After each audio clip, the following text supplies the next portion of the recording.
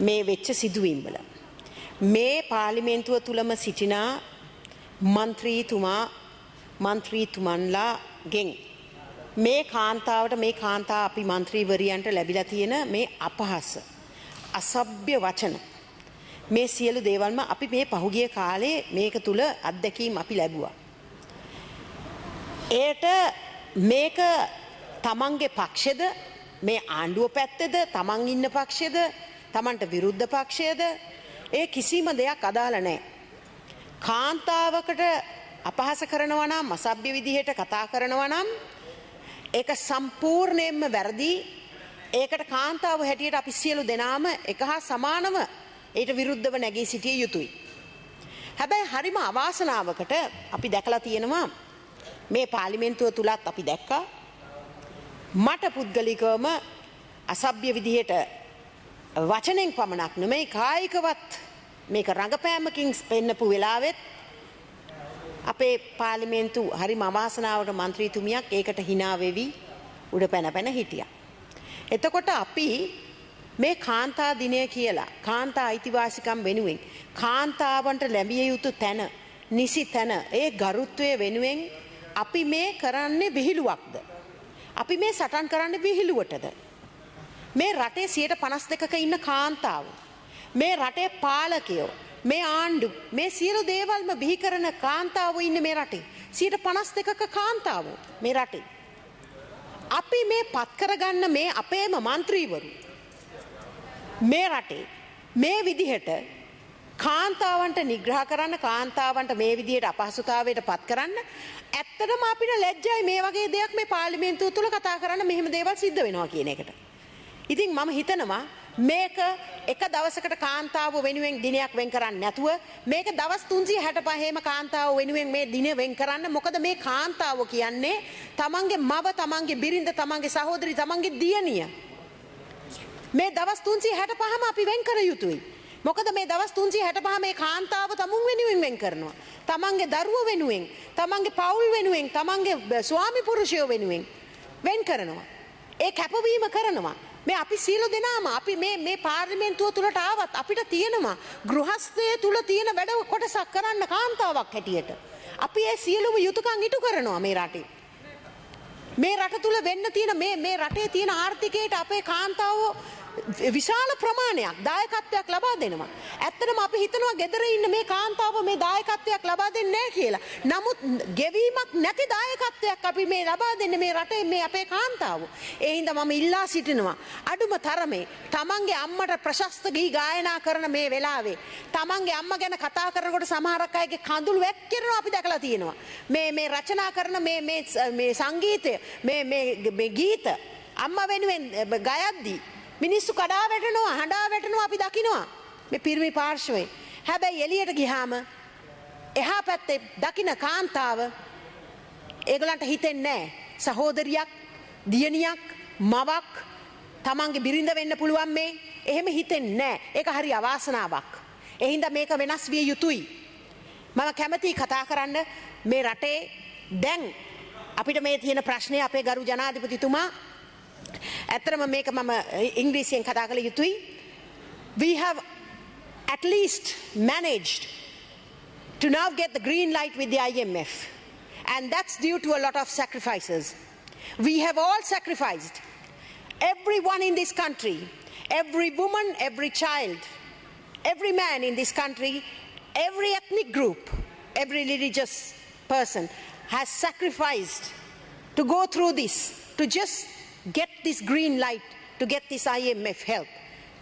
But I have to very clearly say, it doesn't mean just because we get the IMF and we get this money from the IMF that the country is going to be okay. Because the country is not going to be okay if we are going to be doing the same mistakes over and over again.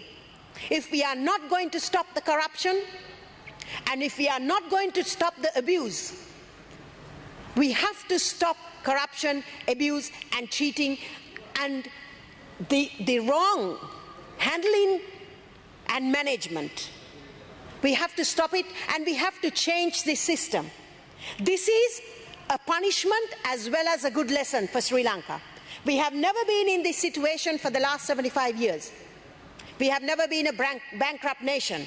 But for some reason, and we know what the reasons are, obviously it was because of the bad management, bad decision making, and there's no national policy in this country.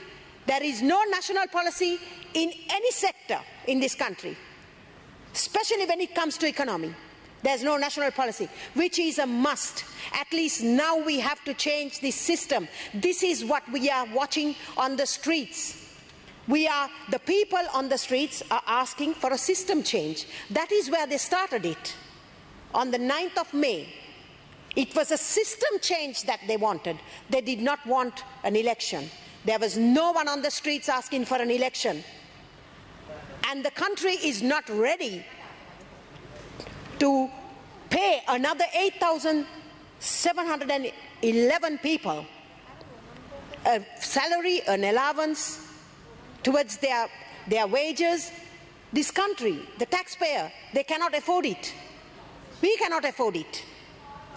So this has to come to an end. This change has to be made. We all have to get together and make this change. We are one nation. It doesn't matter what we are, which party, which color, which religion, what ethnic group we belong to. It is time that we all get together, and it is time that we build this country back again. Because at the moment, this country, it was on its knees, and our Honorable President has managed to just get it on one foot. And we need to get it back on both feet. We have to stand on our feet back again.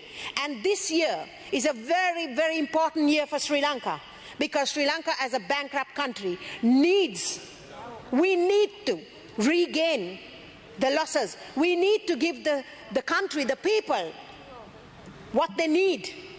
They don't need taxes. They don't need to stand in queues anymore. And we need to supply. And constantly we need to give them the electricity.